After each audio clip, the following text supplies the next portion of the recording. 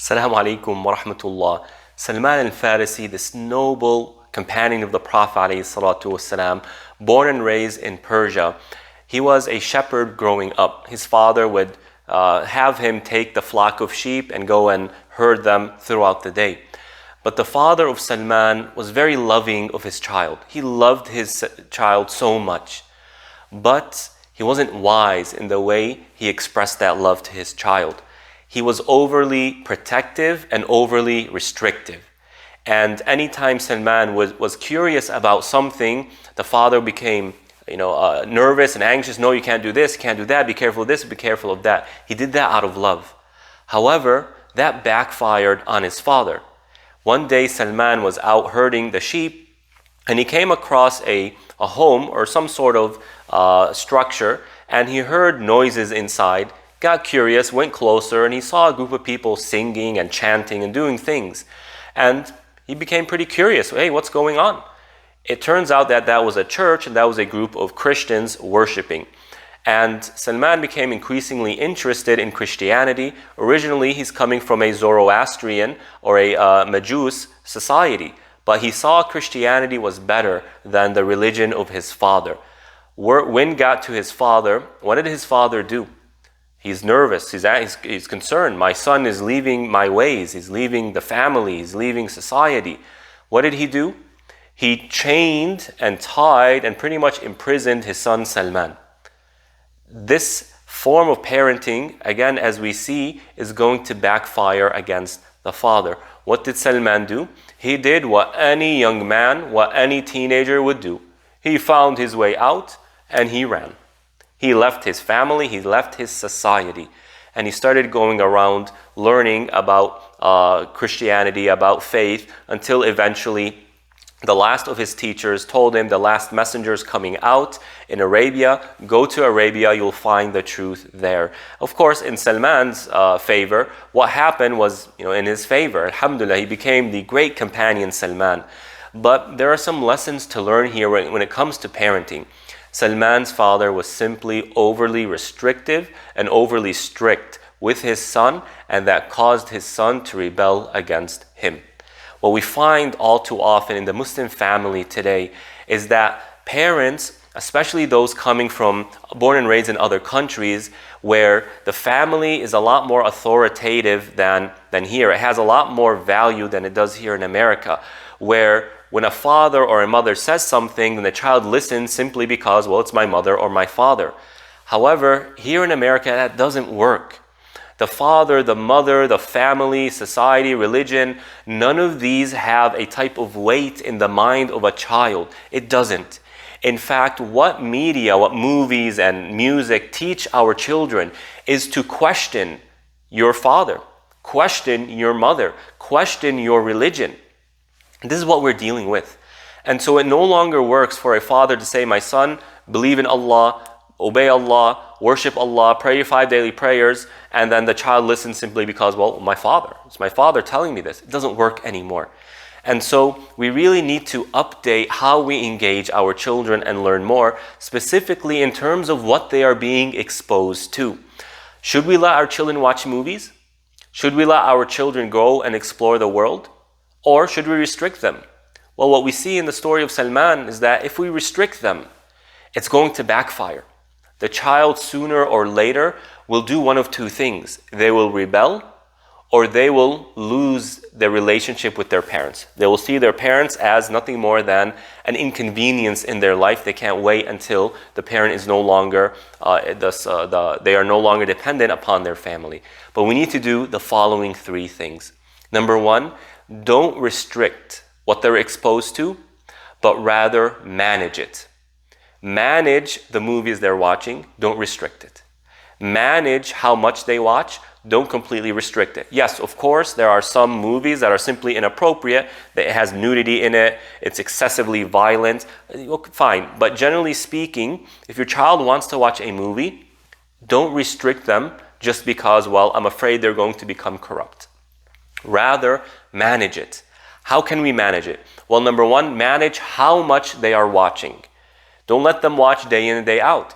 Sometimes I hear the youth saying, young individuals, in junior high or high school saying I spend my screen time according to my phone is 12 hours. 12 hours? Allahu Akbar. Manage how much time. And of course, that depends on the age of the child. The younger they are, the less you want them to expose. Not simply because of what they are seeing, but also because of mental development. And so, manage how much time they're watching. And when they watch something, you, as a parent, sit with them. Sit with them and watch it, not as a guard, not as a police officer, but rather as a participant. Children love to view things, and they see their movies, they have their shows, and they're excited about it. They talk about these shows with their friends. Let that conversation be with you.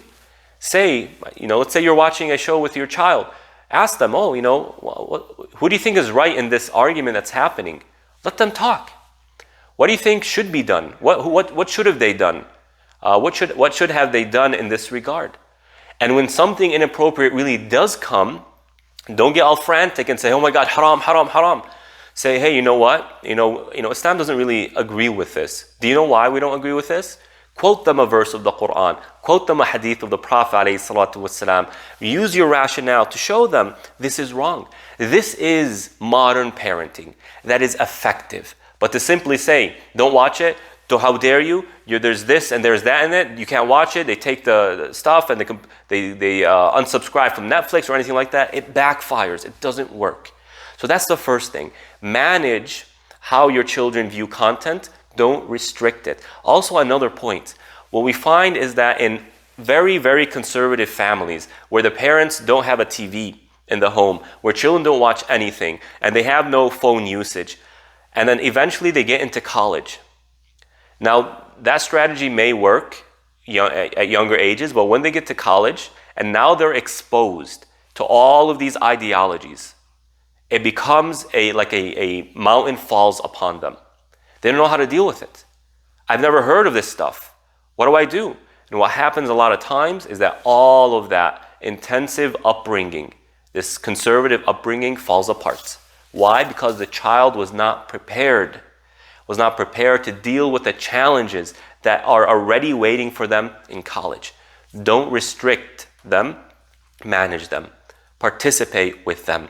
The second thing that we can do is we need to teach the life of the Prophet ﷺ. Teach the life of the Prophet ﷺ. Why? Because it's like a movie. It's like a TV show. It's a story. And these young ones, they're watching essentially stories on TV. That's what a movie is. It's a story. That's what a TV show is. It's a story. Present the story of the Prophet ﷺ. In fact, all of the prophets. Sit with them, have a conversation with them about these things. Why do you think the Prophet said that? Why do you think this Prophet reacted this way? What do you think the Prophet meant when he said this? Have a conversation.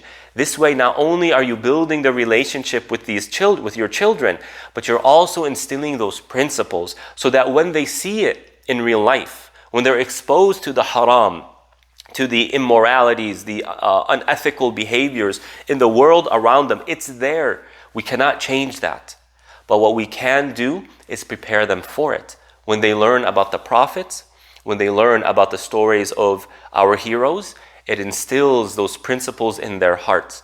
And that is much more effective than saying, oh my son, this is haram and that's haram. Be careful of this and be careful of that. Instill it so that they are prophetic in the way they engage people, in the way they engage life as a whole. You don't know about this information, you don't know the stories of the prophets, you don't know how to teach them, you don't know how to have conversations with them, you don't know what to do if the movie they're watching is presenting atheism or homosexuality or transgenderism in their minds, you don't know how to deal with that. Well, learn how to deal with it. Parents, especially mothers, are borderline doctors. As soon as a child has any symptoms, they know exactly what's going on, what medicines to give them, when exactly they need to take the child to the doctor. They know all of this stuff. Why? Because as a parent, my child is sick. Okay, let me research. Let me ask my doctor. Let me see what goes on. And they learn. Well, if we're doing that to preserve the body of our children, isn't it more important to do that to preserve their mind and their hearts? And so let's get away from this excuse, I don't have time, I don't know how to. All the information is there. We just gotta put ourselves to the task. And the third thing that we need to do to help our children grow in the very, very difficult climate that we're living in today is don't overdo it with how much advice and how many commands we're giving them. You see, when you look at YouTubers, the very, very big YouTubers, they tend to post 1 to 2 videos a week, just 1 to 2 videos a week. Even though they probably have more, they have the resources to post more, but they only post 1 or 2. Why? It's because when the audience is getting too much of something, they get bored of it. I mean, imagine if you're on Facebook or on YouTube and you're just being bombarded with videos from the same channel. Eventually, you're going to either shut it out, you're going to stop watching the videos, or you're just going to unsubscribe from that channel. Well, the same thing applies with parents and parents engaging their children. If you give too many advice, if you give too many commands, by the time the child hits teenage years, they will already have learned how to tune you out, how to tune out their parents. And it's either in one of two ways. Either they rebel, they learn how to rebel and how to just pretty much make the parents unable to get their way, so to speak. Or they learn how to just completely tune out what they're saying. Okay, mom, yeah, sure, you got it. Okay, dad, of course. And I see this, by the way. I see this in grown-ups, individuals who are past their 30s, who had very difficult parents growing up. Do this and don't do that. Whenever their parents tell them something, it's like, yeah, okay, dad, sure, of course. In one ear, out the other. In a matter of a second. Don't overdo it. Rather, give one advice here, a few days later, give another advice, teach them something now, in a few days, teach them something else. Slowly but surely, they will develop that iman, they will develop that bond and that relationship with you to where your words have a very valuable place in their hearts. And so that when really the situation becomes more difficult, once they hit junior high years, when you tell them something, they will listen. And so we ask Allah for tawfiq. Wassalamu alaikum wa rahmatullah.